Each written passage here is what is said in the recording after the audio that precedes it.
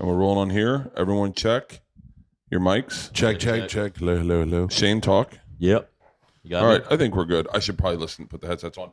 Mark! Fucking Mark Norman. The first day we were supposed to leave, I guess, London to go to our first date. Mark just slept in. Shane, how do you react to that so I can hear your levels? Like, how would I react to that? Cal, how would you react to this one? I'd leave him. Okay, perfect. And then one day we're in Manchester. Is that where we were? Glasgow. And we get ready to leave, and Cena just doesn't show up. Yeah, our tour manager just doesn't show up. And so we're sitting there going, and I'm such a fucking cunt. I'm just like, all right, we leave her here. Let's go. On the train, guys. What kind of ship are you running here, Kreischer? I don't know. This has been fucking one hell of a tour. I wish Bert was here to kind of share in this with us. The fuck's he doing? Can somebody get more? Probably a core workout or whatever. I doubt it. No, he is not. I run him into the ground. He does a pretty good job of running on his own. No. You started something. Everyone was like, oh yeah, you can definitely bring Mark with you. He'll go beer for beer with you. He'll just keep up. And like the first day, he's just like, you're having a beer right now? And I was like, yeah, you are too. And he's like, oh, I don't know. I made him drink a beer every time I drank a beer. Jesus. And you could see, you know when a horse starts to sweat and foam at the mouth, and the other horse is just galloping, going, oh, young buck, can't hang with the big dog. I like that you compared yourself to thoroughbreds with day drinking. I'm a hardcore thoroughbred. And then he goes, here, let me get your mic cord. Thanks, bud. Here, pull your mic cord. So you got room. There you go. You're plenty of room. Then we go to Christiania in, whatchamacallit? Romania? In, where was Christiania? In Copenhagen. And we get, and I buy weed. And Mark's like, I can't smoke weed, man. And I was like, okay, one hit. And he was like, okay, one hit. It's so different now. Weed's so much stronger than when you fucking... Not in Christiania. It's like fucking 9th grade weed all is over it again. okay? Oh, Yeah. really? Oh, yeah. 'Cause it's fucking Copenhagen, and they're dealing. When you buy drugs from a dealer, you're fine. Yeah. Where the fuck is Mark? Do you think you killed him? I think he's afraid we're starting This to would be drink. the best podcast ever. It turned out he was dead. Ooh, if that was the reveal, Oh yeah. is Mark never showed up? We're motherfucking him for an hour, and then we're like, let's just go down there. See, his problem is impulse. He can't say no to himself, and to like on a full spectrum. So he will stay. If there's a prospect of fun, he will stay out until 5 a.m. where I just tap out. Yeah. Like I just go, oh, I'm going to bed. You pull the like cord. I know for a Yeah, fact yeah. I can't do that anymore. I can't pull an all-nighter. At one point he was like, oh, I guess we're just pulling an all-nighter tonight. And I was like, oh, I'm definitely not doing that. No. I'm going to sleep for 2 hours. Wake him the fuck up. Wake him up and tell him we're doing a podcast and we're shitting on him. Should go down He's there. sleeping again. What is he? Fucking in 8th grade? He I don't know what time he went down. I was in my room at like 3 and change, and he was still up. Yeah. That's his thing, is he just stays up late. Dude, one time we were in, by the way, this is all the stuff he would probably not want shared. Perfect. But if So he's now not, it's- but now he's not here. yeah. So one time we were in Utah. If you hear this, Mark, I didn't want to do this. We were in Utah. We're going skiing, and Ari Shafir gets mushrooms. It's 4 a.m, and Mark goes, "Oh, not a bad idea, huh?" I go, "You're gonna eat mushrooms now?" And he was like, "Yeah, right. Help me go to sleep." Go to sleep. 8 a.m. We're all getting up, and he is pacing around the house. He goes, I laid in my bed and stared at the ceiling for a solid 2 hours before I realized this isn't working. I've never done mushrooms. They're fun. They're fun, but not at 4 a.m. when you're looking to go to bed. I like. Yeah, that's like the nature drug. That's when the shadow people show up. What do you see?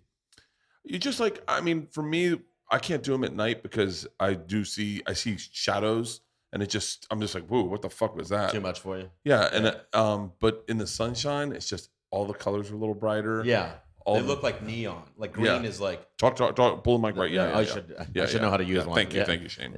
Yeah, but like the green would be like brighter and like almost like pulsating, and Yeah. you can notice like pattern. Like you could notice the the grain patterns in the wood on the Tree table. leaves Yeah. are beautiful. Oh. You can see them all. You hear the shh. Oh, brother. And you're like, oh, they're doing that for me. Yeah. And then you're in a weird way, your brain goes, wow, they made that noise together, and they're not glass, but it went shh. It's mushrooms. I'm out. No, you'd love it. Yeah. But like a microdose. You should do a microdose. That's the huge thing right now. Everyone's microdosing. Yeah, I know people who go to work and do it. Microdose. So a microdose is the threshold amount. So like right now, the big thing in LA is microdosing marijuana every day. What? He's up? Is the If he locked himself in his room. everyone's microdosing marijuana. So you were eating like 2 milligrams of marijuana, and apparently it's just the threshold amount. It's supposed to deal with depression. Yeah, I don't know. I can't. Jesus Christ. You're over here. Over here, Mark. Over here. You're going to make cereal? Hey. Did you sleep in that? Oh, yeah, Bert. This is the worst one yet. Come over here. Well, don't fucking eat breakfast on the podcast. Come over and hang out with us. We'll get Mans to make you a coffee. That's what you need. Here, you might as well sit right here. Sit right here. Yeah, Tito's. Yeah. Here, pass him the mic. Can't even stand up straight. What's wrong with you? Anally raped. Sorry about that. Hey, Good All right, morning. Mark is finally here. what'd I miss? We missed the story that I shared of you eating mushrooms in Utah at 4 a.m. Utah. Oh, yeah. Oh, that was a big mistake. Everybody went to bed. And I was so just, much like a weekend dad right now. I'm It's just- fucking ridiculous. just staring up at the top of the bunk bed and just questioning everything in life. And oof, that was a tough night. Then I got like an hour sleep. Then we went skiing all day. Yeah. I was crying behind bushes. So what is it? So what is it about you that can't say no to those moments? Well, I'm here, aren't I? Yeah, I mean, I had a nice ambient sleep going. I was in La La Oh, Land. you took an Ambien last night? Oh, did I take an Ambien? My God, I snorted one, then I jerked off. But yeah. So I was in deep REM, and then I just kept hearing in my dream, Mark. But I know that wasn't real because old Dwayne wouldn't have any of that. Oh, the landlord? Oh, Yeah, landlord. the guy who owns the place. Yeah. Old Oh, yeah. Dwayne. Yeah. So now I'm up. It's good to be back.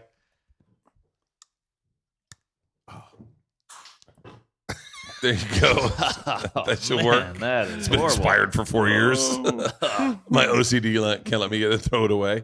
So wait, let's talk through the night last night. Yeah, big night. Show was amazing. Shane awesome. went on, ripped it. I went on, had a hot one. Intermission, drank more. Bert went on, ripped it, and then we went to the bar. I think I was looking for a little more than just Oh, the footnotes Fucking on what happened. bullet points. Jesus The Christ. bullet points. Why don't you Thanks, Mark. All right, podcast is over, guys. just put up a PowerPoint display while you're at it? well, let's see what else. What am I missing? Cowhead introduced Shane. Oh yes, I forgot that. great job, great Wow, job. thank What did you guys think of the venue? Love the venue. fucking cool. One of the best venues. Probably on this trip. Do you think that's probably the best venue we played at? I think Oslo was pretty cool. I don't remember Oslo. Oh, the Chat Noir. Oh, where it just went straight up. Yeah, it was the tables with the lamps on it, like burlesque style. Oh yeah, I That was forgot a hot about that one. That was a hot one. But this was the coolest rock style. That was 1,000 people in there. That's insane. What Yeah, is this it? was- What is it like to go out there to over 1,000 screaming people in another continent that you're like just you? At what point do you go? How the fuck do these people even know who I am? You know what I mean? Yeah, well, the one word, Rogan. Yeah. No. But it's all him. I mean, he's the draw, so it's pretty crazy. I don't No, know but what it's. I like. think it's. I don't. I think there's. I think your initial walkout is great, and then once you start, you're just like, oh, I'm in Cleveland. Right. Yeah. That's a good point. It doesn't feel, it feels very like American as an audience here. It doesn't feel like it. You don't see like I don't know, like top hats and the way you'd expect it. There's like a bunch of sooty orphans. Yeah, a bunch of city orphans with the Drunk consumption. Irishmen. People throwing their feces off the top balcony. But I will say, not to get too sappy and gay here, but on the whole trip, I've just been picking your brain about your career and all that, and the shit you were doing back in the day, opening for, Jay Moore, and all that shit, yeah, and doing like all the roads and the 8 seats with the funny bone, and figuring it out, Miami Improv, bringing the black guy on stage, getting him to whip his dick out, just doing that in the moment shit, and then to hear we're walking down the street in Dublin, and people are going, the Machine? Yeah, Holy shit, let me get a photo. That is, I'll tell you what's so bizarre is that is getting recognized. Like when we were just walking to dinner last night, getting recognized on the street is so bizarre. Because I'm like that. You have to let it sink in that you're not home. You're not even in Yes. the country. I don't have a TV show. Right. I don't have that's the bizarrest part is like getting used to that. The coolest is like it's I hadn't happened in a while, but like when podcasting really took off, there were a lot of people that were going through something that found podcasting and you'd run into them and they'd put all their cards on the table and end up crying to you a lot. And it was like, Wow. but it was like always like, it was Christ. always like some guy going through, I'm going through some, I love all the background noise we have going on. They're like, There's are a you truck making a delivery. And I haven't had that in a while because, in America, most of those people, you met them, their first run of the country, your second run of the country, your fourth or fifth run, it's like they've said it, they see you again. Yeah. But in this trip, I've had a lot of guys just fall apart. Really? Yeah, like, like they're like, dude. What was the funniest accent to hear a sad story in? When we were in Denmark, there was this guy, and he goes, "Oh, hey, Bert Kreischer." He goes, "I found you through a Tommy," and he said, "Oh," and he started crying, and he wrote me a letter. And his girlfriend was like, you can see his girlfriend's like, I know. Yeah. He's like, I was going through a tough time, and you got me through it. And I was like, and then I read his letter, and his letter didn't talk about any of that. Can you do me a favor? Just do that again. Okay. Oh, Bernd Kreisler. Oh, I met you through a Tommy and a Christina, but I like you the best. Oh, God, you are like so like me. I have a hard time with anxiety as well. He's gonna kill himself when he hears this. Oh, dude, you know how many people fucking they go, everyone says, I got a buddy just like a Tommy. Me and my buddies are like a you and a Tommy and a Joe and a Ari. Oh my God. I don't know why you're doing a racist pizzeria owner. Oh, Tommy with the marinara. Oh, Hey, the best one was I did a sober October with you guys. And then his girlfriend, she goes, he didn't last the first day. I was picturing a guy in lederhosen with a big mug of beer. Yeah, you're mixing six countries. All the axis of evil so far, though. So look, The best one, I told you this last night, but I'll say it again, is when we were in Bath and I started doing the Machine story and I thought I heard reverb in the mic. And so I'm like, why is it bouncing back at me?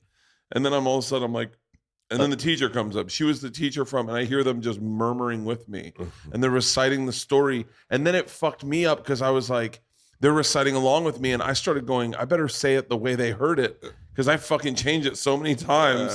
And I was like, she swings the door open and you hear them with liberal art confidence. And then that's the part where she goes, and then they started getting involved. She was like, you. And they're like, you are coming with me. And they all went, stand up. Like in the same cadence I did it. And I'm like, motherfucker. Yeah, am I having a stroke? Dude, I couldn't stop laughing. I didn't want to tell him to stop because I was like, I wanted to tell him to stop because I was like, did you get footage of that? What? Did you get footage of that? Mans has been slacking, to be Yeah. honest. My cameraman was working on the bottle of Tito's in the back. The minute Probably we woke making up, snacks. Man's brought us coffee and quiche. He can do no wrong for the rest Yeah. of his trip. Wait, there's quiche? No, there was quiche for people who got up early. You think these three big eaters are going to leave anything late? Damn it. There's What? a whole one left. Ooh-wee. Yeah, quiche and that hot sauce. See, that's Mans' strength is he's like a great rover. Do you remember when they used to have rovers in baseball? No. They'd field 9 people and then Yeah. they go put the girl at rover. Right. She And they- could go left center, right center, Yeah. wherever she needs to be. Oh. Yeah, and so her name was Melissa Grover. Oddly enough, yeah, Grover I think, Rover? yeah.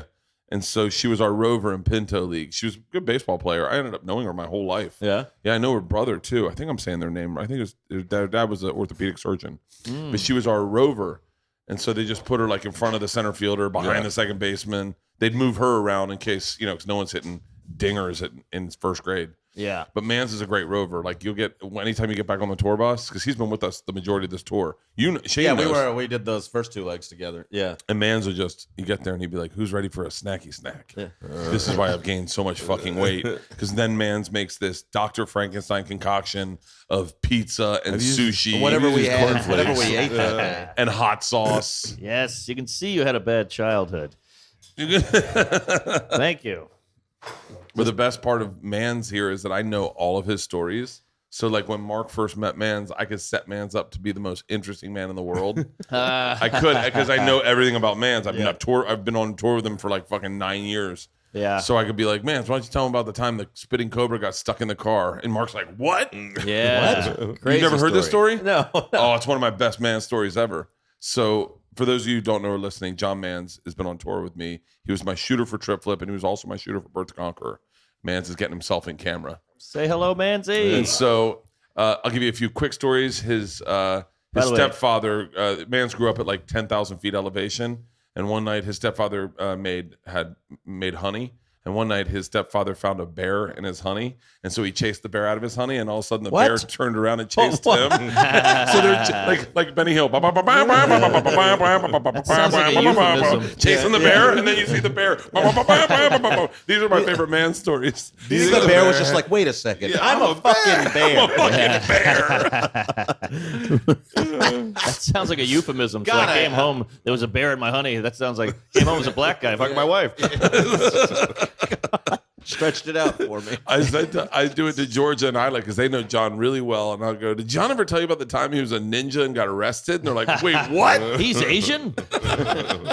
So one time, Mans is doing a shoot in Mozambique. Wow. And they're doing it with venomous snakes. So what they do is they bring the snake out, they let it go, they shoot some footage of it in the wild, in the desert, and then they put it back in the bag. The handler does, they put it back, and then they do the next snake. So they're doing like 10 snakes or whatever. And so one of the ones is a spitting cobra. So the guy goes, listen, this is probably one of the more dangerous ones we're going to deal with because if it spits the venom on you, you can die. It'll definitely blind you, but it's venom, and it'll spit venom in your eyes. It'll blind you forever. And you're going to die, and then it'll bite you. So everyone be really careful with this one. And they're like, sure thing. So the guy takes the bag, flips it upside down, snake hits the ground, and immediately makes a beeline for the fucking Jeep and crawls up in the rigging. Whoa. And everyone's like, okay, did anyone get footage of that? And they're like, it just was too quick. And the guy's like, all right, who wants to look up under the Jeep and see if they can see the cobra? And everyone's like, I'm not going to look under there. See it go. So they go, all right, what we'll do is we'll just set up a lookout until we can see the snake leave the Jeep. And then we'll just get in the Jeep and go home. Fucking 6 hours later, they're like, we got to get out of the fucking desert. Who's ready to drive home with a snake inside the fucking car? And I saw a picture of the car. It's just stems and wheels. Just and the shell of a car? Just Yeah. a shell. There's no fun little nooks to That hide probably in. got out in the city you went to and bit an orphan. It gets worse. So they get in the fucking car, they get in the Jeep, and they start driving. And man says, they go, was it a scary drive? He goes, the most terrifying drive of my life. Every time you'd bounce, you'd see something move, you're like, snake. That's why So then they get back to the camp. They have to go into a camp and they park the Jeep outside their tents. And everyone's like, zip, zip, zip, zip. They're like, so the snake is going to come out the middle of the fucking... So did it ever come out? Yeah, it came out and it bit one of the... no, that's how you'd end the story. Yeah. That's my new podcast, Let Me Tell You Your Story. Because Mans can tell you the greatest story, but when he tells it, he puts in he puts in parts that aren't necessary, but you can tell they're necessary to his ego. Ah. Like they're like the little subtleties where he's like, I was shooting on a C300. You're like, no one needs to know that. And he goes, I didn't rent it. I own it. And I rent it out. And you're like, I don't need to know any of that, man. Yes, the snake finally came out, and so did I. There's your moth. Your monster. Yeah. You get a lot of hugs after those. Mans is the only person I've been scuba diving every time I went scuba diving. Oh no, I went scuba diving with whale sharks without him one time. But Mans has I can tell you everything you need to know about Mans to sell him to you. He holds the record for the southernmost dive in the world. Hey. Yeah. In Antarctica. By that he means I went Under down and went, ice. hey, y'all doing?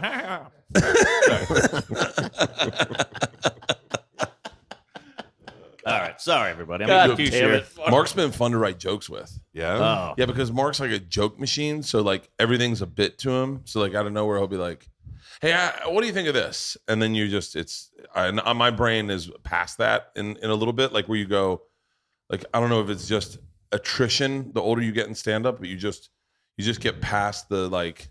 Just everything's it's like for me it's like everything's either an Insta story, an Instagram video, a joke, an idea for a show. It's like a bunch of different categories. He's an idea man. Yeah. I am an idea man, but I had an idea last night. Oh, hey. I would love a show that just follows you drunk through New York, trying to get home. That's called Mark's been- Insomniac. Yeah, Mark's been Tell robbed. did it. Oh no! I don't mean just want to see you get robbed. Oh, bad stuff happens. Yeah. Not fun I stuff. don't want you to go watch you get drunk. I just want to watch you go home. Yeah. All right. Mark was sharing his all the times he got robbed last night. Oh, yeah. Brutal. Give me that radio. Give me Yeah. that radio. Wait, Yes. tell them that one where the old man beat you up. All right, so I fell asleep on the subway. I'll give you the quick version. I was living out in Brooklyn. I fell asleep, went 4 stops past mine. Last night it was 2 steps. Oh, shit. I'm trying to man's this story. He pulled up. a man's. I owned the subway. Yeah. So I get out and I go, I'll just walk it. It's like a 20-minute walk, and I see 5 guys on the corner, like right out of Central Casting, big black guys, bandanas, sagging pants. They're shooting dice on the corner. So I cross the street, and then an old guy Hold on, comes why'd you toward- cross the street? Just the profiling, safety, common sense. Figured they didn't sell sunscreen on the side I was on. They probably sold it across the street. Sense of survival. Yeah. Survival. So I walk down, and this older guy's coming towards. Must have been 60-ish, 55, 60. I walk by him. I got my iPod on. He goes, "Give me that fucking radio." And I was so drunk, I go, "It's not a radio." And he just goes, "Give it to me." And I go, "No." And he starts pulling at it. And now we're yanking Like an back old and lady forth. with her purse. Yes, exactly. But And- I picture you doing it the same way you're doing it now. No. Yeah. Like no violence, no. No. Just like no. Yeah, well, that's the beauty of being in a blackout. That you're just like, I'm not scared right now. This is not a big Yeah. deal. It's just a movie. You got all that liquid courage in you. Yeah. And then I'm like, everything will be fine. And then he just picks me up by my lapels and starts slamming me against the wall. My feet are dangling. And I'm just like choking him. I'm touching him. I'm punching him. I'm poking his eyes, just trying anything. And I can't What is he, a shark? I can't get a move on him. Finally, I grab him on a dorsal fin and he takes me for a ride. Sign you up for a women's self-defense class. Yeah. The groin. So I don't know you. eventually he gets those 5 guys run over and pull him off me and just start beating the shit out of him. I'm talking fucking him up, kicking him in the face with boots, just long kicks and stomping on him and shit. And I grab my iPod and I go, "Oh, thank you," and I run home. Thank You you. actually said thank you. Yeah, I said that. I mean, I didn't know what to do. You should apologize for profiling them. Yeah. I'm sorry, Yeah, guys. I had the wrong opinion of you. It's I thought true. you guys were drug dealers. Now I realize you're drug dealers that protect their territory. Yeah. I got the funniest things are the things you say in a fight when you're caught off guard and don't realize the fight has started. And you like when you go, "It's not a radio." Like one time we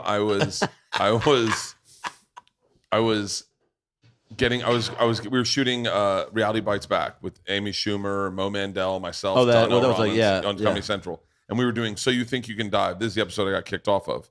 And my bathing suit was at my sister's house. So I was going to shoot. So I drive over to my sister's house. They lived above a Starbucks. And they did a real quick flip the bitch and kind of parked catty corners. My sister was just going to throw down my bathing suit from the balcony. So I parked like kind of fucking shitty, jump out of the car, wait for them. They throw down the bathing suit. I catch it.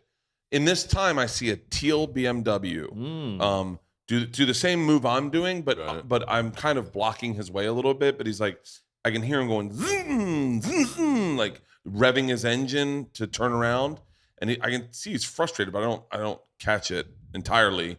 Like I'm not noticing it, and so I grab my bathing. So I get in the car and I pull up to the light at Detroit and Wilshire, where the Starbucks is. But I'm back a little bit by the parking lot of it. If you know exactly how you're gonna get that. And the guy gets out of his car and he's staring at me and he looked like Louis C.K. Now, sidebar, when I told the story the first time to my wife, I didn't say Louis C.K. I said Louis Anderson. So this is a totally different story when you hear a fight story. Hey, Bert. He goes, and I think it's Louis C.K. And he's looking at me. So I go, oh, it's Louis. So I roll down my window. And as I roll my window down, I realize it's not Louis. And the guy's like saying something. I go, I'm sorry, what? And he goes, learn how to drive, motherfucker. And I said, I was getting my bathing suit. That's adorable. My swim trunks were coming down from the balcony. It's a big meet today. I had to wait for me And knickers. Bert Kreischer's going to be somebody. And he's just like, what? And I go, I was just getting my bathing suit. And he goes, That'd be a good way to avoid conflict. Like, I'm going to kick your fucking ass. Where does the sun go at night? where's the sun going at night? Yeah, just keep it weird. and yeah. random.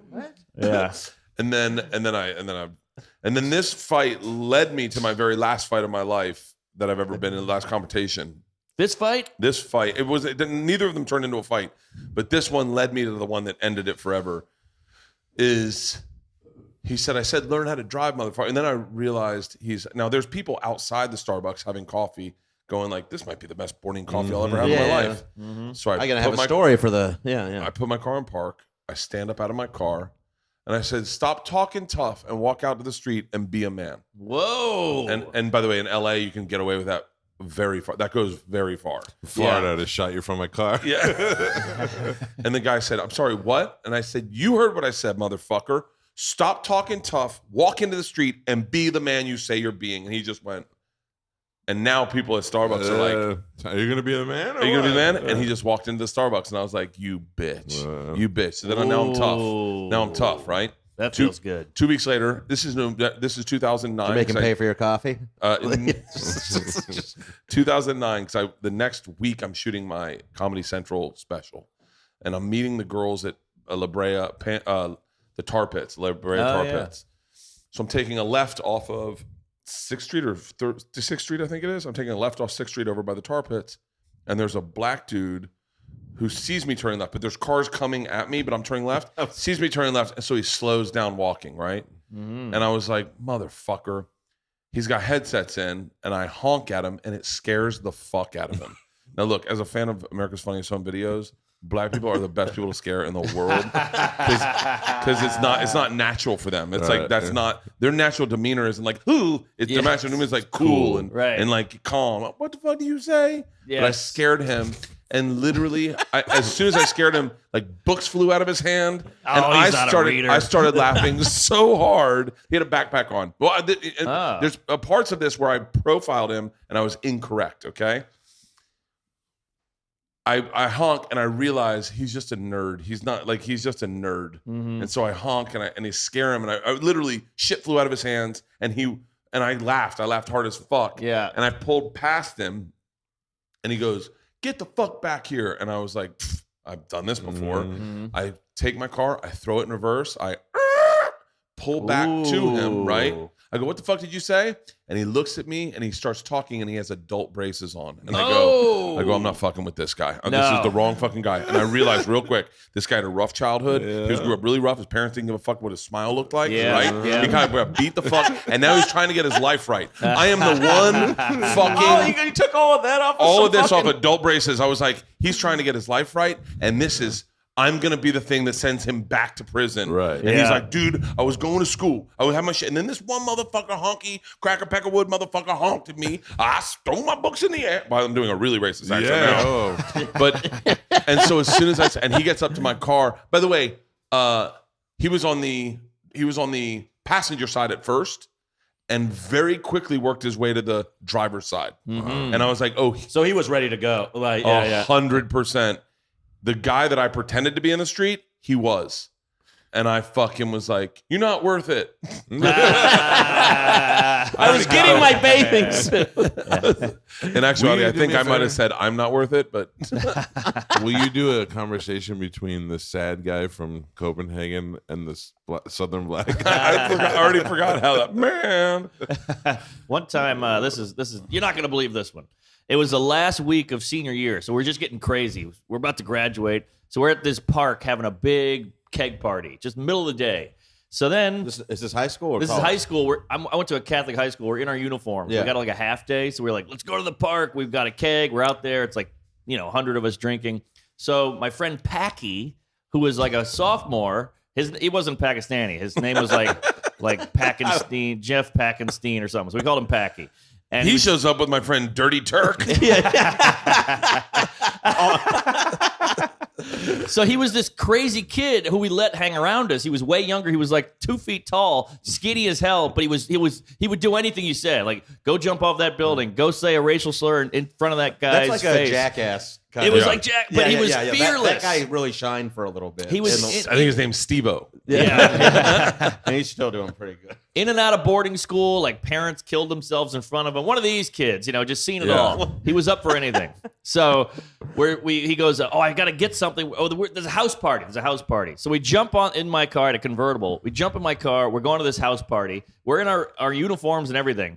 And it's rush hour now, so I'm trying to get into a lane to merge off the highway. And I go, hey, man, can I get in? Can I get in? The guy goes, nope. Gives me like a hard nope. And I was like, fuck this guy. So I get in behind him and I bump him just for the hell of it. We're hammered. It's 5 o'clock. We're shit-faced. Bump him. I give him a little taparoo. So then he's in the mirror I love going, the idea of drunk driver being I just gave her a little taparoo. Little tap, Who cares yeah. for kids Little running around? tea-tie tapper.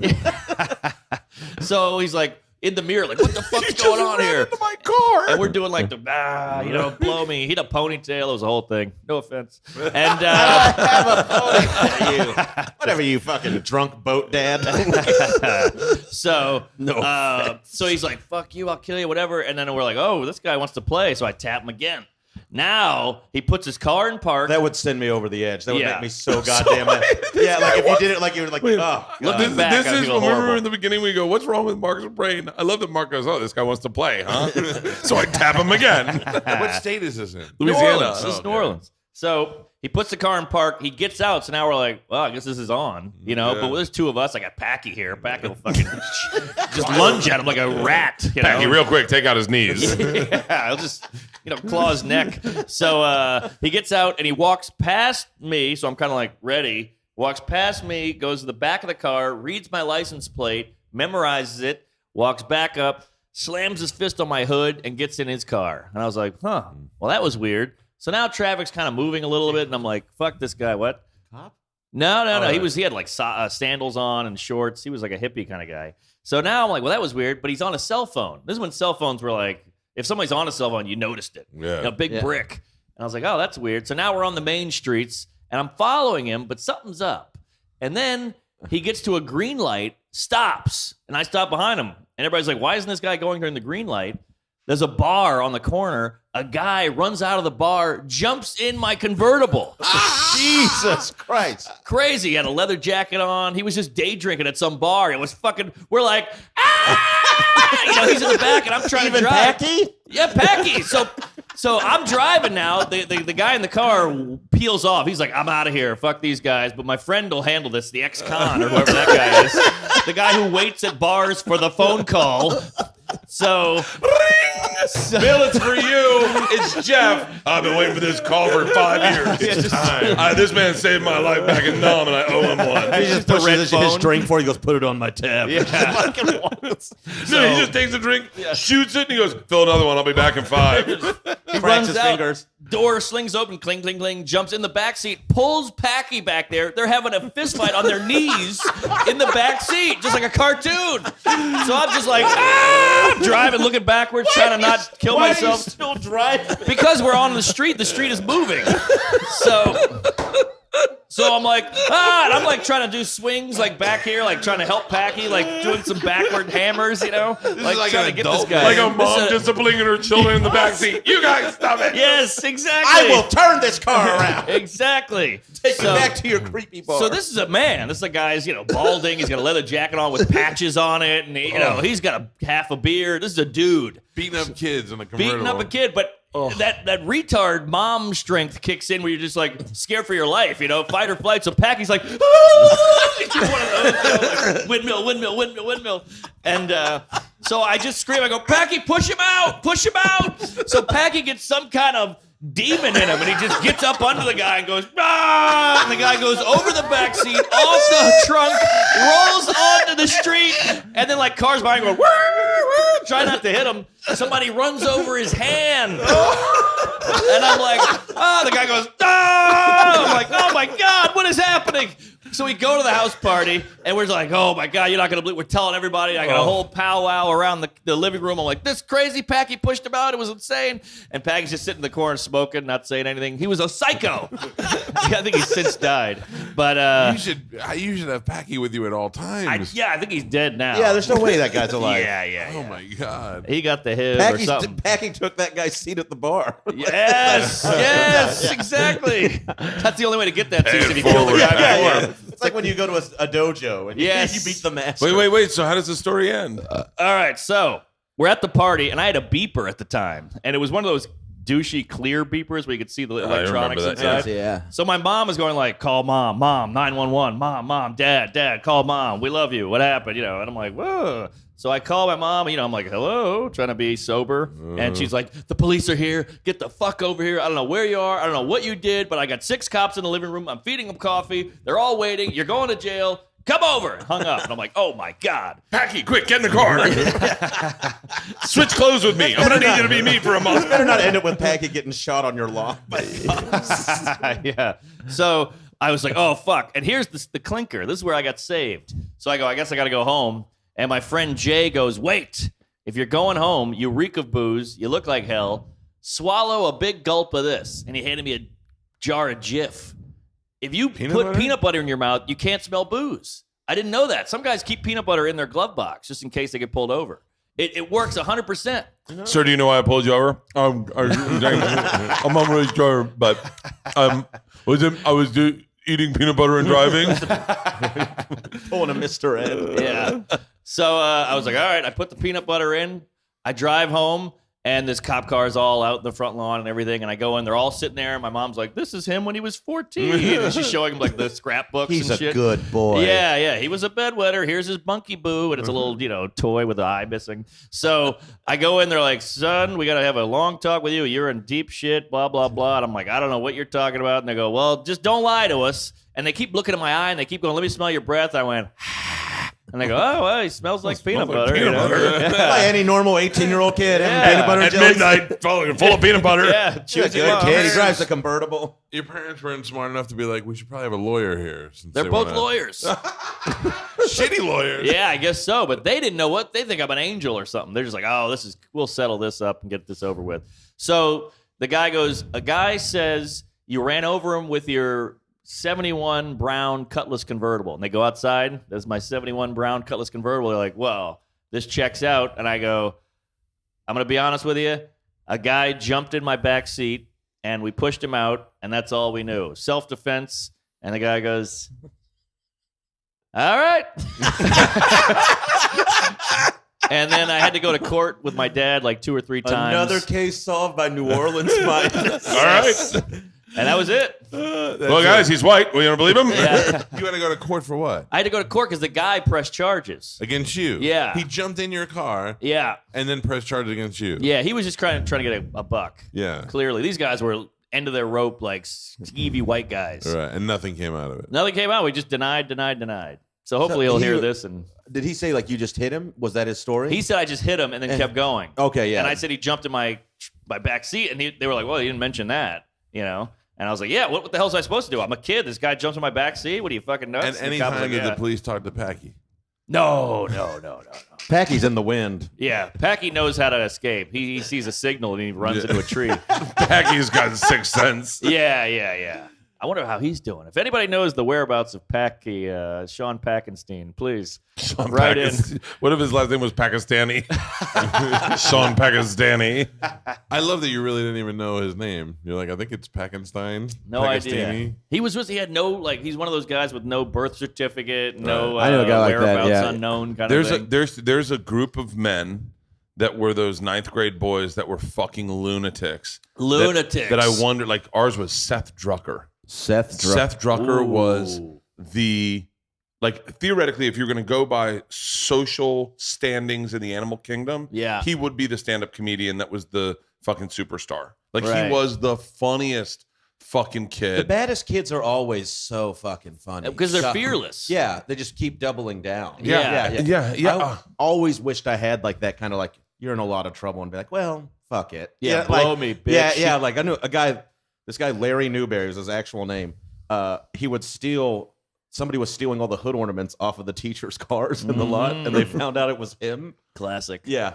And then they were like, we know you've been stealing them. He was like, no, I haven't. They're like, we're going to your locker. And they were like, open your locker. And he was like, no, I'm not opening my locker. They're like, we're going to cut it off. He goes, cut it off. I don't give a shit. And then he opened it up, and there were all these fucking hood ornaments. Fell out you there. got me, They're guys. like, you're in a lot of trouble. He Like goes, a yeah, I guess slot I am. machine. He just fucking couldn't care less. It's that Judd Nelson factor in Breakfast Club where he's like, you want another one? Yes. You got it. Anything else? No. That's another one. I got you for your natural born life, Buster. He does the bullhorns. Yeah. But those guys were always smaller. In real life, those guys were always like 5'3". Like those guys were like the shorter kids who, like, they were like, fuck you.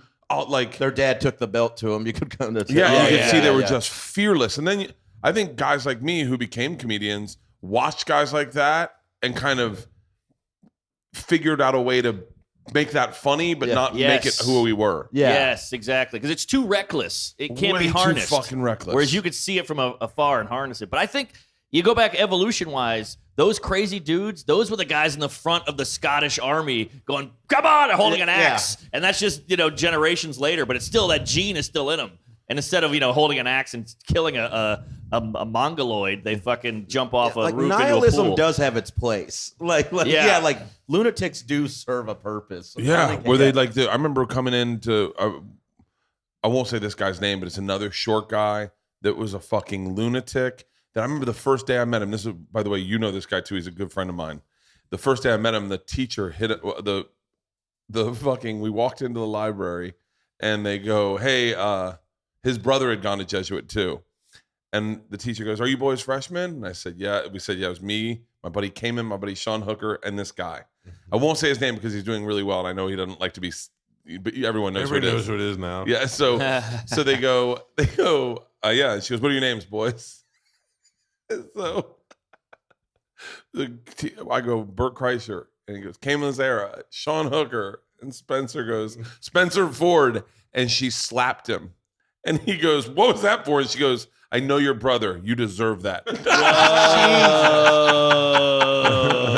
That's old school. That's old school. Yeah. And Spencer was like, and I remember going, oh, I'm hanging out with this kid. Yeah, that's hot. He just took it. Oh, dude, but Spencer was that guy. He's not that guy even remotely anymore. But you'd hear come home. I remember you'd be like, get to school Monday morning. They're like, oh, did you hear about this weekend? And you're like, no, what happened? They're like, Spencer punched a dog. And you're like, wait, what? And they're like, oh, it was a beer run, and the guy set his dog on us, and then the dog got in the backseat with Spencer, and he punched the dog. Packy grew up to be Spencer. Yeah, maybe. Spencer's an interesting guy. And I mean, obviously, I know Spencer definitely doesn't want anyone to talk about him because, keep saying his name. But he is like completely, like he went at a certain point in his life, just goes, you know what? I'm fucking done. And he went back to school, got his master's or his BA or like whatever, the MBA. Yeah. And now is like fucking doing fantastic in Tampa. And I ran into him at a friend's funeral. I ran into him and I was like, dude, you're killing it. And, I've known Spencer my whole fucking life. And he just looks at me and goes, you can be killing it too. He was like, it's not that hard to get your shit together, Bert. And I'm like, by the way, I'm drinking wine. I'm fucking sweating. Yeah. But it worked for you. It worked out for me, but I think I never had I don't have the trigger of whatever the reckless kid had. Yeah. Mm-hmm. Like the reckless kid who was like, fuck it. Let's Mike Young has one of my favorite jokes ever because it epitomizes that kid. He goes, remember when you were kids, You'd all want to get in the dirt, and then there was that one kid that always wanted to take it too far. Yeah. You'd be like, hey, let's go over and TP Brenda's house. He's like, yeah, and then let's kidnap her fat dad. Wow, that's great. All the reckless kids from my age died. Like the one, the one kid who had a machete when he was like in second grade, he died. Another kid died. Like all the bad kids, I can name like 5 really bad kids that you looked at. And Those kids always had like promotional like tobacco T-shirt. They would always have like Marlboros or like shit their parents just like threw at them that they got for free from Camel Cash or like Camel they show up with Budweiser jeans on or something. Like, God damn. We had the guy, I shouldn't say his name, but Hunter Brown. And he was the fucking scariest, most fearless guy. And he would do shit that was just mean for his sake. Like, it was just funny to him, and no one else liked it. It was like, damn, that's cold-blooded. But he was like, he's laughing in the corner. Like, one time he was standing by a keg at a party, and he's like, you need a refill? Give me that. And he would turn around and pour it, and I looked over, and his dick was in the cup while he's filling with beer. And I'm like, who does that help? You know, like, it gives you a quick giggle, but this guy's drinking your dick juice now, and it doesn't hurt him enough, really. I don't know. There's no point to it except fucking with people. Yeah. Is he like a tough guy too? He could be. He would fight if you wanted him to, but he was just all about mischief. Like one time he was like, "We got to put this grandfather clock in the pool," and I'm like, "I don't know, man. That's an old clock. That thing weighs 1,000 pounds." He's like, "We Seems got to probably get important it." to somebody. Yeah. So we're sitting on the couch drinking a beer, trying to make out with girls and stuff, and he's like, "All right, I'll get the skateboard. You bend it over, then we'll prop it up on the skateboard. We'll wheel it right out of here." I'm like, "But then we have to leave," and he's like, "I know, but it'll be great." He was that guy, and now he's like the treasurer for a big college. So I don't know how they hired his ass. Hunter Brown does sound like the treasurer of the college. Yeah. We've had 2 threesomes together, me and Hunter. Really? He's the guy who filmed me with the video camera when the girl sat on my face. Oh, that was him. What is that? Yeah, Jesus. yeah, college man. Yeah. Good times. All right. No, Basically, I was plowing a rotund lady, and I couldn't get it up anymore. So I said, "All right, just come up here, and I'll pleasure you while you." So That's so instead of considerate. you, I think that's a nice thing. But I had her knees on both sides of me, and I look over, and I heard giggling. My friend's holding a VHS-style camcorder, like on the shoulder, and he's just in the doorway, like, and then she gets up. She's like, "What the fuck?" And she's chasing him, and he's filming her while running. This is all going to get me in trouble. But You didn't do anything. You didn't. Yeah, I didn't do anything. I mean, it's a horrible story. But the thing is, I was a waiter at the time, so I'd come home, you know, like, I reek of Mexican food. I got my stained T-shirt. Yeah, Like, yeah. that was a long day, and on the big screen would just be like me, face deep in fat labia, and they're like, "Hey, we heard you walking in. We put it on." So that happened for like 6 years. At what point did that get old to you? I mean, it was old the first time, Oh but my they God. I think it's loved so it. goddamn funny. They loved it. I'd walk in like, "Oh, what are they watching? Seinfeld? This sounds funny." Oh, it's my face inside of a What are they snatch. watching? Seinfeld? Boom, boom, boom, boom, boom, boom. God. oh, this is great. Yeah, good times. See, those guys were animals, and you hated them at moments, but looking back, you're like, man, we really lived. I remember one time we were at Cayman's house at a pool party, and I was with Spencer up on the top balcony, and we had a BB gun. Michelle Tamayo was putting on suntan lotion, and Spencer's like, "Do you think you could shoot the suntan lotion out of her hand?" And I said, "I think I could." Oh. I'm up on the balcony. She's at the pool. She got the suntan lotion in her hand, and I line it up, take the shot, and hole right through the suntan lotion, and it spills out everywhere. And she's looking around. She's like, "What the fuck is that?" And Spencer goes, "One hell of a fucking shot." All the girls no longer felt safe there because there's a single man shooter up on the balcony. Wow. And everyone's like, "But Bert needs to leave." Out of here, Lee Harvey. Yeah. Those kids are always the first kids you ever saw yell back at their parents, too. Spencer didn't yell back. Spencer was I can't use Spencer as this example. That guy, Seth Drucker, I'm sure, like, you couldn't. I remember you'd go to kids' houses and you'd be like, you'd go to their house and they'd be like, "Dad, you got a cigarette?" And you'd be like, "Huh?" Yeah, just You weird keep shit. smoking I funny. saw this guy, Mike, he yelled back at his parents, and I was just like blown away that you could even get it was like in 3rd grade. That's like, insane to me. And he was really bright. He'd always get in trouble.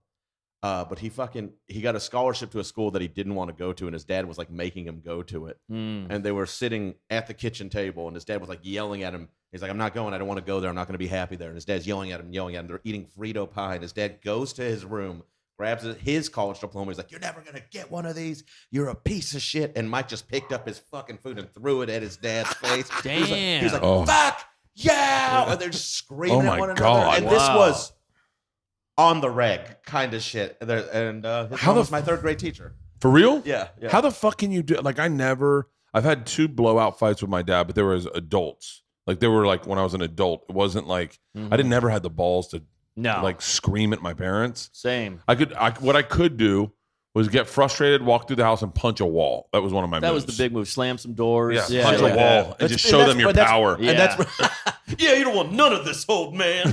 Until the one time I punched a wall and hit a fucking stud. And my dad's like, "Oh, didn't work out the way you thought it would, huh, big guy?" I was at my parents were terrifying. My dad was the scariest guy ever, but he never hit us. So one time I was at my friend's that house. rage underneath. Oh, yeah. Oh, yeah, that's it was great. That's a hard one to One deal time with. he grounded me because I got suspended, and he was like, "No TV, no TV." I was like, "All right, all right." And he caught me watching TV, and he just walked past me, and I went, "What?" Dad?" And he ripped the TV. He picked it up and just went, "Rrr," and yanked it, and the whole plug went out of the wall, and he threw the TV in the yard. I was like, "Oh shit, I'll never watch TV again." But my point is, one time I was at my friend Scott's house, and his brother was older than us, and he was kind of acting up. And his mom said, "If you do one more thing, I'm gonna smack the shit out of you or something." And I remember being like, "Ooh, this is crazy." And he did one more thing, and she just got up, hit him, and he hit him hard, and his nose started bleeding. And I remember I was like, "I gotta get the fuck out of here! Like, this is I don't scary feel shit." safe in Yes. their home. Yeah, like I as really a didn't. child. Yeah. Danny O'Connell was the first kid I ever saw yell back at his parents. He was a stutterer and he was really bad and he hate you and then he's dead. Oh, yeah? I thought the story was going to be he was a stutterer, but he didn't stutter when he yelled. No, Like he the way stuttered. that some guys don't stutter when they sing. So sometimes he'd be like, "Can I get a motherfucking mac and cheese?" He started when he prayed, and I went to Catholic school, and we had to go around and say the Hail Mary. Hail Mary. I know exactly. It was Hail Mary, full of grace. The Lord is with thee. I could do it with him, like those guys who were singing along with you. Like I knew exactly where his stutter points were, and it's so hard to be 9 and not laugh at that. Of course, Yeah. it's the remix. But he's dead. Oh, I just I had a hockey coach that had a stutter, and he tried to rev us up before games. For real? Yeah, he'd be like, get out there and kick some ass. I had Drew Lynch on my podcast, and you can't help but laugh at his stutter. You can't like help his stutters, and it's like I've seen it on. I've been stuttering a lot lately. I've been thinking. Me Well, too. you're just ahead of yourself. There's a difference between Yeah. having a problem. Yeah, I Stuttering guess. John. You ever talk to Stuttering John? Yeah. Stuttering John is like he has a sleep apnea attack while you're talking to him because he's like, you're like, holy whoa. shit. Oh, for real? Yeah, you're like, you don't know if he's stuttering or having a stroke. Yeah, it's like he's possessed. Yeah. It gets annoying, though. I mean, no offense to stuttering lunatics, but after a while, you're like, "Get to it, fucker! Come on!" This is really hard for me. Yes, let's go. I'm waiting for my order. I can't tell if we went to high school together, if I would have loved you, or I would have been like, oh, that's Norman. He's a dick. I mean, I'm got a heart of gold, but I like to poke Yeah. the bear. Like, I feel like you would have poked me, and then one day I would have been like, I'm going to beat the shit out of Norman today, and then you would have made me laugh to get out of it. Yeah, one time I had this guy Paul. He's now a fireman, huge guy, terrifying. He was on the football team, and I would always fuck with him. And he was like, "All right, that's too far." And I would go a little too far. And then one time we were in the hallway together, walking towards That's each the other. worst thing to tell a guy like you. That What? that's enough. Yeah, Yeah. Me too. Yeah. If you say that's enough, Yeah. that's when I just started. Yes. So I saw him in the hallway. And he was like a big football player, and we started running towards each other like as a joke movie thing, slow mo. And he just got low and went boom and rammed me, and I hit the wall so hard, and I remember my watch broke. So he got me back. Every now and then. That was hurt. That We was were at hard. baseball practice one time. It was me, Troy Kent, Dean Kent, Jimmy Cook, Joe Schwelt, and Sean Hooker. There was 6 of us, all sitting in the back. We're at warm-ups, and we're fucking around. And Freddie Rosello was the team captain. Freddie Rosello was a man before any of us were men. He was like, he had a beard, like he had to shave a beard in like fucking Yeah, it's freshman like year. Born for war. He was, Yeah. and he was a physical specimen. I mean, just fucking ripped. He was our team captain, him and Jason Rakers, and we're screwing around in whatchamacallit, and Freddie says, "Hey guys, stop screwing around." And so he goes, "Stop playing grab ass." And I went over and I grabbed one of the guy's asses, and he goes, "Hey, don't be a smart ass. I go, oh, it's better being the dumbass, Freddie. And he goes, hey, shut your face right now. And so I went, okay, and pretended to shut my face. And he came running back to me, and fucking all my God, we were all the same age. Me, Dean, Troy, all of us got together because there was not one of us was going to fight Freddie Rosella. Yeah. And he came at us, and he got in my face. He goes, I'm going to fuck you up. And I was like, yeah, good luck. And so we split up, right? We start playing catch. We're loosening up. And I'm on the side with Joe and Dean. And they're like, and Joe's like, this happens with Freddie. He gets hot. It's practice. He probably had a rough day. Trust me. I guarantee you by the end of practice, he comes up and apologizes to you. And I was like, really? And he goes, yeah, it happened to me. And Dean's like, I saw it happen in football. He's fine. He'll apologize. So we're like, oh, cool. So we get done warming up. Freddie already goes in the dugout. The 6 of us are walking back to the dugout, and Freddie comes out with a baseball bat. Jesus. And Dean's like, he's probably going to ask him to throw you BP. And Sean's like, yeah, you guys will be fine. We're going to give you some space so he can apologize. Like, all right, thanks, guys. And so Freddie walks past all 5 of them, and I go, what's up, Freddie? And he just takes the bat and fucking hits me. And I'm like, help! What? With a bat? And I have a baseball in one hand and a glove, and I'm punching with a glove and a baseball.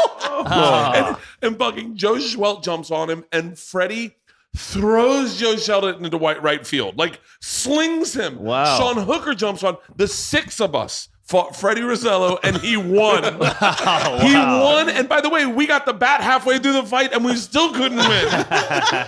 This story ends with me crying in the coach's office.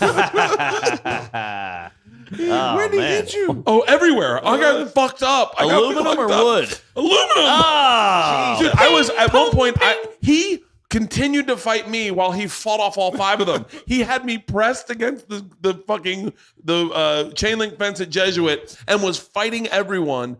We get into the dugout, Just and batting him away while he's choking you out. Oh, and then Coach Crumbly goes, Freddie, if I go into the coach's office, I'm like crying. My shirt's ripped. I've been fucking battered. And I'm like, I fucking quit. I can't be on this team anymore. And coach is like, wait, what the fuck happened? And then Freddie jumped into the coach's office and I'm back at it. And he starts coming at me. I'm like, help. Coach splits us up. And then Coach Crumbly goes, I'm going to need you. I'm going to need you guys to squash this right now. You're both playing left field. And I was like, okay. And he's like, Freddie, can you squash it? And Freddie goes, it's squashed. And I was like, it's not squashed, coach. And he goes, all right, Freddie, I want you to give Bert a shirt. And because he had ripped my shirt. So I put on one of Freddie's shirts, which is like wearing your dad's shirt. And he goes, both of you go to left field. So we both go to left field. And we're standing in silence together in left field. You bruised and battered. Yeah. Oh, fuck. Now, do you think this has gone away? Don't you feel like these crazy, kind of tough, scary, energetic, fearless white guy kind of thing is kind of gone by the wayside? I don't feel like I think kids get in a lot more trouble for it now. I don't think we're in the world that they're in anymore. Right. Like, we all are like showbiz and comedy. So like there's no room for that. People won't put up with it. Yeah, but I'm talking about children. Like when we were kids or in high school or whatever, like my friends were insane. They would do anything. They would run on top of cars. A car be driving. They'd get on the roof and chugging a beer. This one guy at my high school, he threw a weight off the back of his truck into another car's windshield and killed this guy. And killed this guy? Yeah. What? Oh, Jesus Christ. Kids were in the back seat. Oh, well, way to break it down, Shane. Jesus Christ. But you know what I'm saying? But like these maniac that kind of, guys. nobody would do that anymore. Like, Right. I guess we had no internet, so we had to just get fun and creative. But I just feel like the fire in the belly. That's the problem with school shooters, is they just have low Wi-Fi connections. But there was like, I remember every year we would do a scavenger hunt. It was on a Friday.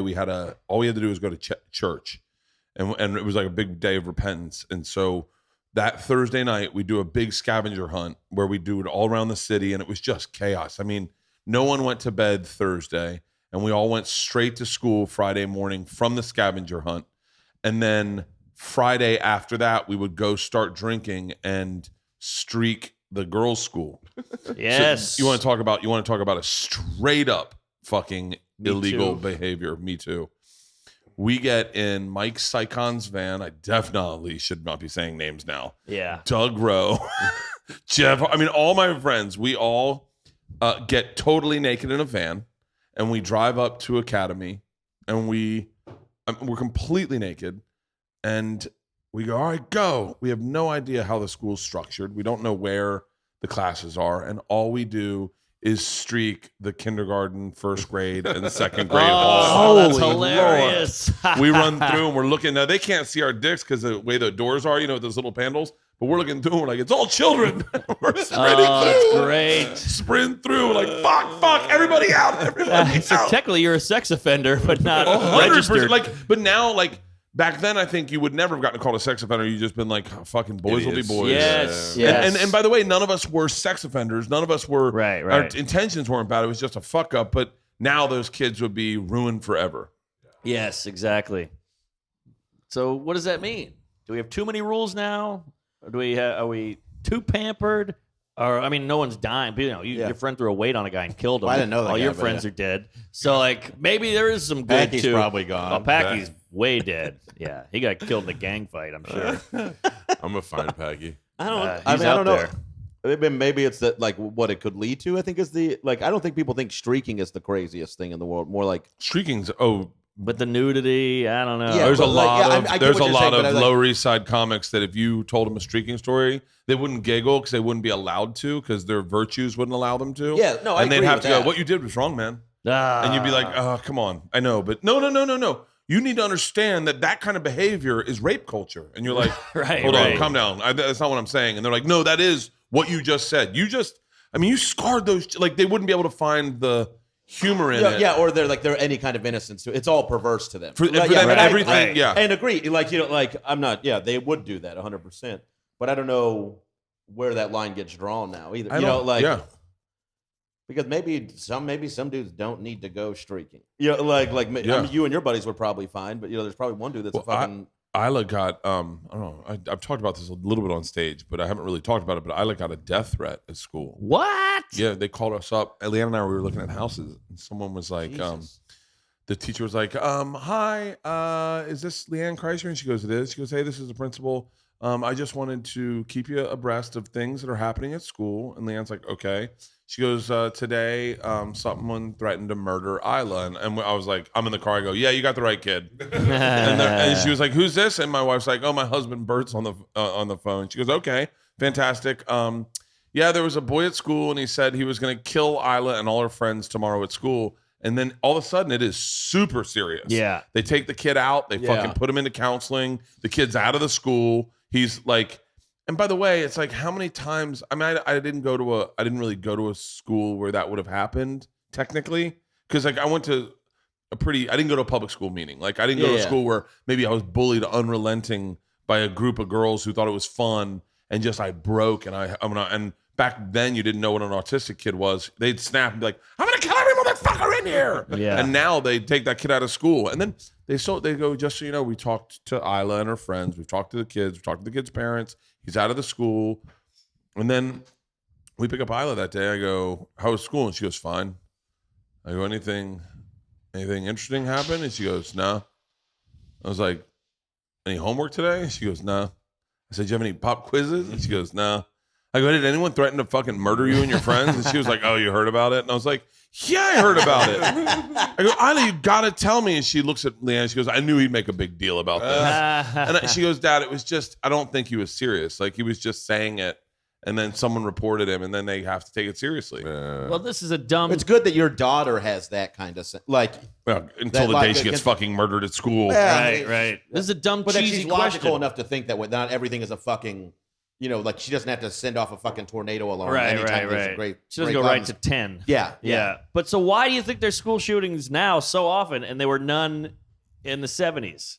Well, there were some. There were. In the 70s. There were college campuses and. Oh, really? Oh yeah. Yeah, The UT. Yeah, Bell Tower. Yeah. Oh, yeah? That was the first real Mexican big cop one. to become an officer was the guy who brought down the shooter. Is that For right? real? Yeah, he went up the tower. Yeah, That's a movie right Yeah. there. Yeah. I'm working on it. Yeah. First Mexican cop. Where's the joke there? He wasn't the first one that tried. Did he just walk up to the top of the bell tower with a mop and he goes, oh, lo siento. Por favor. You're under arrest, motherfucker. He's like, oh, that's the mop. And he just it's just a fucking janitor. Yeah. I'm up here shooting people. Can I get one moment to myself? I don't know why there's so many, but they're fucking happening all That's, the I think, once a goddamn- month. Yeah. Is it because we advertise them Aha. and we glorify them, we There's glamorize them? I bet there's some truth to that. We don't glorify them, but we do give it A lot of They attention. become press, famous yeah. from it. Yes. Yeah, you know what I mean? Like, yeah. I think maybe it's a thing where people are like, well, this will be a way I can stand out. You know, Sure. like- I'll make the news. People Yeah. will know my name forever. yeah. Yeah, but also people who've been bullied for all these years and treated like shit are like, all right, I got an out now. Uh-huh. You know, Yeah. I went all the right routes. I've talked to everybody. No more of that shit. Yeah. You know, Columbine was 99. I remember hearing about it in high school. There was a shooting at a church by my school Uh-huh. in 99 too. Yeah. There you go. Columbine got all the headlines. Did you ever hear about the bully of Columbine? Mm-mm. Ooh. Like they were rough to those kids, right? Yeah. They obviously they pinpointed the bullies, the group of kids that were torturing Dylan and whatever the kid's name. I don't know, the Trenchcoat Mafia. And it was really interesting. I read an article about it, and I've tried to find it since, and I can't find it. And I feel like it's been scrubbed from the internet. But there was a guy who I think became an MMA fighter, who was a unrelenting bully to those two. Like that was his joy, was bullying those two. And I think the community turned around and blamed him for being the cause of the Columbine shooting. Had he been a nicer person, and I think which is an interesting turnaround. We were talking about this the other day when the way our country works now is a celebration and then a contrarian thought and a shift where we attack the person we They celebrate. just want people to blame. They want to blame somebody. The- Everybody has to be like somebody has to be at fault. You know, the they don't know Asian where guy, to put it. the Yeah. Asian guy on the plane, Yes. right? United Perfect Flight. example. United Flight.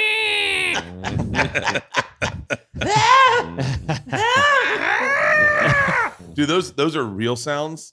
Like I saw a little girl get her finger caught in an escalator. Oh Lord. But what was this is like, and I say this is a comedian's brain, the way you look at the world from different set of perspective.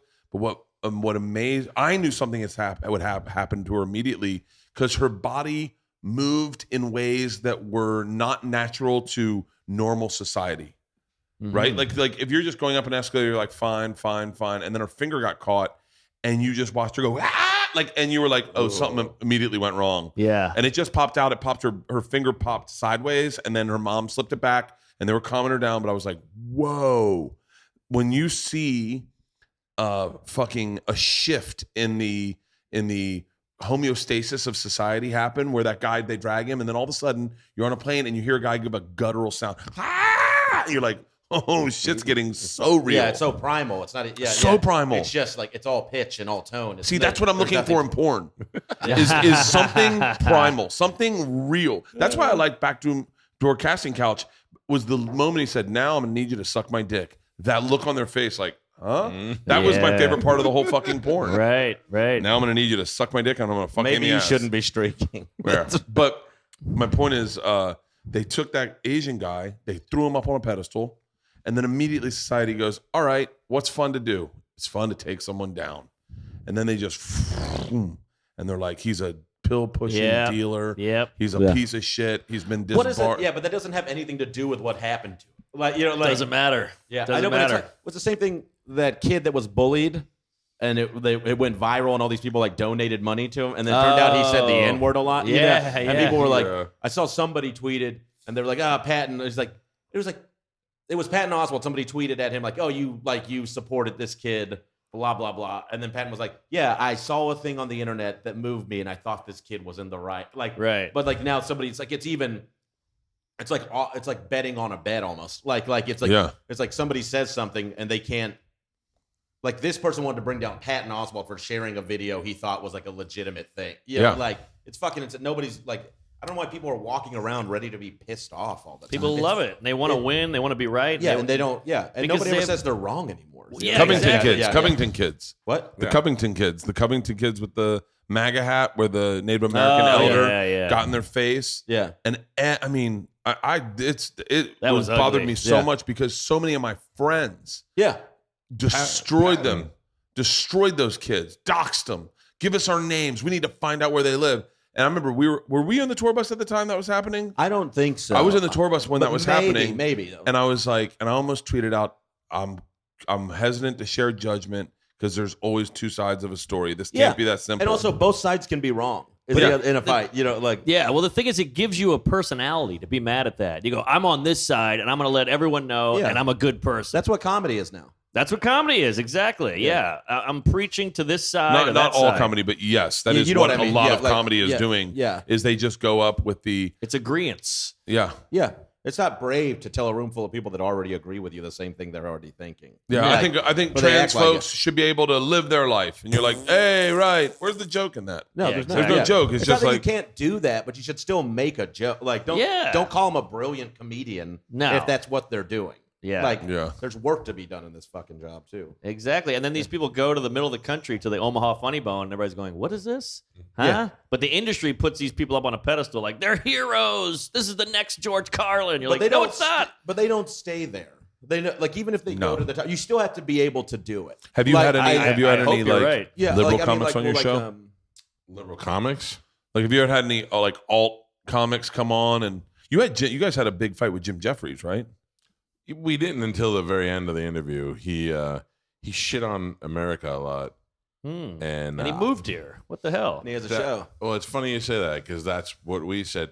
The whole point was he said that his show, if it lasts 3 seasons, I think, would then be able to get picked up in Australia. Mhm. And it was on the second season.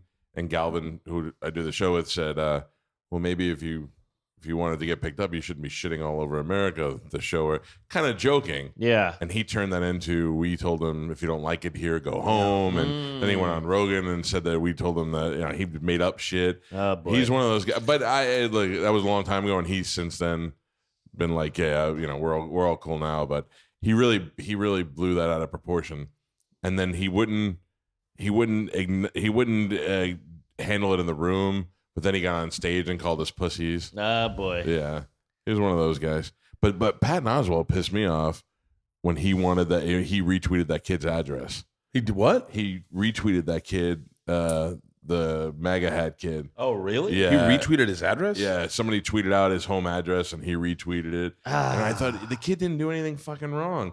I don't even if he was wrong, he didn't do anything wrong. He And was he's a just kid. standing there. He's a kid. That's weird. I don't know. I have a kid, and if my kid, I would have wanted him to handle it the same way. Just keep your mouth shut. Just stay there and keep your mouth shut. If you give an awkward smirk, we'll deal with it later. But Right. your good idea. Don't say a fucking word. And it was just awkward. I mean, and especially all the shit we've just shared, right? If any of that went viral when we were kids, would have destroyed us in today's culture. Huge. Yeah. In today's culture. But that kid was just standing there, and this fucking native elder got in his face. Like, he did not get in his face. And think how awkward that is, an old man banging a drum in your face when you're 14 years old or whatever it was. Yeah, exactly. Viral is the true like judge and jury now, because like I don't care about getting beat up or whatever, but if you're a kid now and something goes viral, your life is just ruined, and that's like the true punisher. That's the discipline now, is like not going viral. Oh fuck, Except that kid's suing for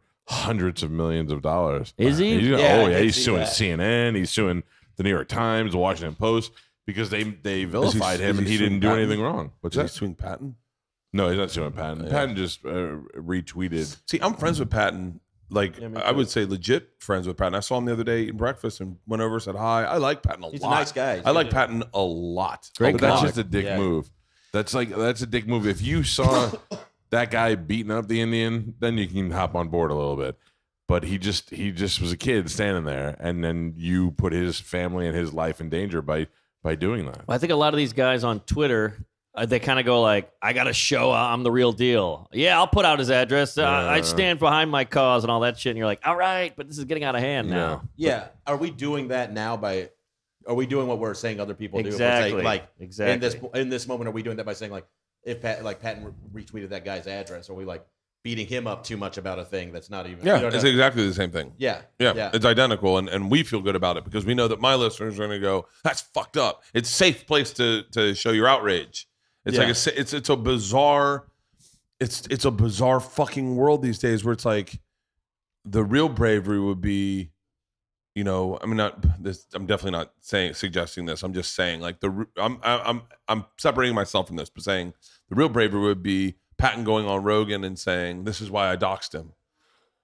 Yeah. And and then going and defending himself to the people that probably would not like to hear why you dock someone. See, I'm not friends with him like you guys are. So, and I liked him. Who, Patton? Patton. I've had him on the show. I liked him as a comedian, but I was like, mind your own fucking business. You know, this kid didn't do anything wrong enough where you should have inserted yourself into that situation, especially when you didn't know all the details. Yeah. If it was if it was a kid who got caught on film beating somebody up and it bothered you so much, fine. But there was no crime there, and he just didn't like his face, and it reminded it to me. It was like Patton Oswalt probably got shit on by those kids his whole life, and this was his chance. And this was his chance of being like, I recognize that smirk. Fuck him. Go beat him up. Here's his address. And it's weird. It's weird we use other people's lives to show where we stand. Like, I'm taking this kid down. This is my enemy. This is my project. You're like, all right, but this is his life. He's going to be forever known as the MAGA hat kid with the Indian. Right. I think his life. I think it's his life for now, but I think it fades out. Oh, definitely. Think about all the shit that goes viral and how little of it actually has an impact later on. Like, I can't name. Well, that's the Louis shit when people go, oh, he'll be fine. He's got 800 million. And you're like, fine. It's not about the money. It's about the fucking mental scarring and the children he has and the scarlet letter that's always over his head for the rest of his. He's always going to be the jerk off guy now. But you know what? That's what's fucked up. It's not the money. I always wonder about that is that he besides his kids and all that stuff now, how much is it going to hurt? Like, he's still selling out shows. He still has a huge amount of support from people. It's the insides I'm talking. It's the mental shit. It's the anguish, the heartbreak. There's not enough emphasis put on like forgiveness and rehabilitation of people right now. Like, no matter what drives me whatever what crazy. Louis' thing is with this with beating off in front of people. Yeah. Like, something made him do that.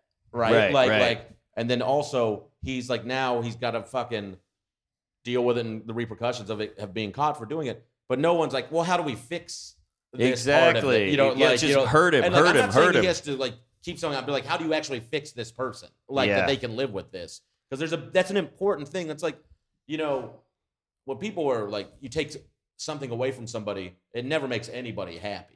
But then it's fucking like, then if you tell them they're bad and they can never work again, that's not fixing. Yeah. It makes, and it, like, I don't say like you shouldn't punish people, but like, all you're doing is skewering. And it's the same people who think like the prison system is fucked, which it is, but they won't, that socially they won't like look at it the same way. Like, all prison does is punish people. It doesn't rehabilitate anyone. Yeah. Like, and that's all we do now socially is punish people. We never like try to fix them in any way. We punish them and then we pat ourselves on the back and go, job well done. I'm a good guy. Yeah, we're all old Southern judges now. Right. Like, yeah, right. Just I also I'm definitely not here to defend Patton, but I will say that MAGA time is the first time I ever heard of the term doxing. I don't even really know what it was. Still don't, said. Yeah, doxing is what he did, and I didn't know how bad it was until that moment, because everyone was doxing this kid. They were putting his information online, and I think a lot of them thought, I don't know what a lot of them thought, but yeah. Have you heard the term moral license? Moral licensing? Yeah. No. I think It means like when you do something good, in your brain subconsciously you feel like you're allowed to do something bad. Like if you they said when people buy Priuses, they tend to speed more because they're like, I got a Prius, I'm saving the environment. Fuck it, I'll park here, I'll drive faster, I'll break this law. And we do it all the time. Like they said, people voted for Obama and they felt really good and they would cheat on their taxes a little more or something. So people have this moral license where they go, I'm taking down this kid, he's a bad kid, so I can do something bad to him, like give out his address because I did one good to a bad. Say you do that, you dox somebody, right? And somebody goes and hurts that kid, like because his information's on the internet. Do you feel any fucking response? Maybe it's your tweet that he saw it on. Maybe it's, like that he saw. Yeah, somebody goes to his house and kills him. Yeah, it's fucking, no, you don't.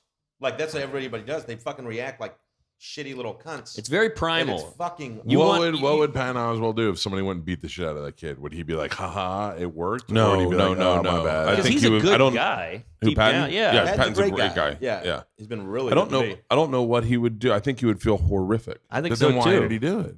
Because people react to things in the moment. You get heated up. I think it's just one of those It's an regrettable emotional reaction. tweets. It's not a logical. But there's a lot of the time. there's a reaction to get on the Twitter box and say, fuck this kid, fuck his face, and all that. No, I'm saying that's a natural reaction. But then to give out his address, you're that's cause and effect. You're now enabling people to go find this kid. He'd have to feel incredibly guilty about that because he did it, or he was one of the Yeah, that's people what who I'm did saying, it. yeah. Yeah. It's a weird time. We're so detached. Like when But that doesn't mean a that- cop shoots a black kid, and I'm on Twitter going, "All right, I gotta have a good joke for this." I don't even worry about the kid. I mean, his Right. family's But grieving. that's what He's you dead in the do. street. I That's know, what but that's you what we do. all do now. Everybody's on Twitter like, "What's my angle?" Yeah. And I'm like, "This poor kid is dead," and I'm sitting here going, "Here we go. How am I gonna get some retweets out of this?" It's gross, but I do it.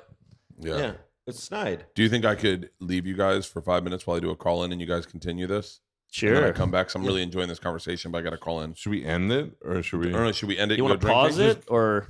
Should we? You just go out on top? Should we possibly pause it and catch it up tonight when we're wasted? Ooh, Yes. And we'll leave this here. Lord, that before is and brilliant. after. That is That is great. brilliant. All right. So we'll put a pause in it. We'll leave all the gear here, and when we come home tonight, we'll just continue and be slurry as fuck. It'll be a lot more jolly when we come back. God, Let's say I that. hope topics change, bro. Yeah. I love. Drunk What if we Harvard. just pick right back up, drunk as fuck? Fuck Patton! Oh, God, I hope not. I'm giving out his address. And another thing. I have pictures of his kids naked. Perfect.